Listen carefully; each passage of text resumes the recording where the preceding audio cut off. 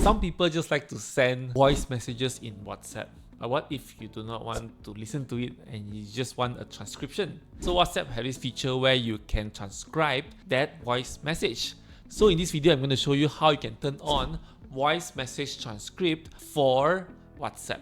Before I continue, if you're new to this channel, do subscribe to this channel so that you can get more social media tips like this. Without further ado, let's jump straight to my phone and let me show you how you can turn on or turn off transcription for voice messages on WhatsApp. Let's go. Okay, first of all, open up your WhatsApp app.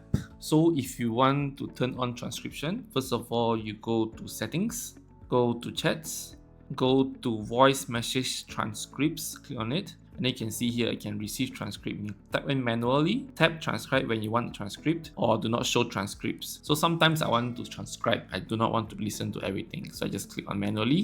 You can choose your language, whether it's English, UK or US or English Singapore, whichever, right? Done. Let me see, got English Malaysia. Don't have. Okay, done.